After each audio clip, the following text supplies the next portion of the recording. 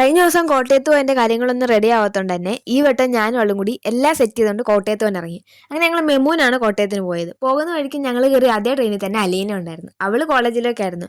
അങ്ങനെ മാവേലിക്കര വരെ അവൾ ഞങ്ങളുടെ കൂടെ ഉണ്ടായിരുന്നു. മാവേലിക്കര ആയപ്പോൾ അവളെ അവിടെ തട്ടിയിട്ട് ഞാൻ അവളും കൂടി കോട്ടയത്തേക്ക് വിട്ടു. ട്രെയിനിൽ വലിയ തിരക്കൊന്നും ഉണ്ടായിരുന്നില്ല, എങ്കിലും ഞങ്ങൾ കുറേ നേരം നിന്നാണ് യാത്ര ചെയ്തത്. അങ്ങനെ യാത്രയ്ക്ക് ശേഷം ഞങ്ങൾ കോട്ടയത്ത് എത്തി. അവിടുന്ന് ഒരു ബസ് പിടിച്ച് വേണമായിരുന്നു കോളേജിലേക്ക് പോകാൻ. അങ്ങനെ ഞങ്ങൾ നേരെ മെഡിക്കൽ കോളേജിലേക്കുള്ള ബസ് കയറിയിട്ടാണ് ഇറങ്ങിയത്. അവിടുന്ന് കുറച്ച് ദൂരം മാത്രമേ ഉണ്ടായിരുന്നുള്ളൂ കോളേജിലേക്ക് നടക്കാൻ. അങ്ങനെ ഞങ്ങൾ കോളേജിൽ ചെന്ന് അവിടുത്തെ കാര്യങ്ങളെല്ലാം ഒരുവിധം സെറ്റ് ചെയ്ത് കോളേജൊക്കെ ചുമ്മാ ഒന്ന് കണ്ടുവച്ചിട്ട് ഞങ്ങൾ ഇറങ്ങി. എല്ലാം കഴിഞ്ഞ് ഇറങ്ങിയപ്പോൾ നല്ല മഴയായിരുന്നു. പിന്നെ ആ മഴയത്ത് ഞങ്ങൾ നേരെ നടന്ന് ഓരോ ചായയും കുടിച്ച് ഞങ്ങൾ ട്രെയിനിന് വേണ്ടിയിട്ട് വെയിറ്റിംഗ് ആയിരുന്നു.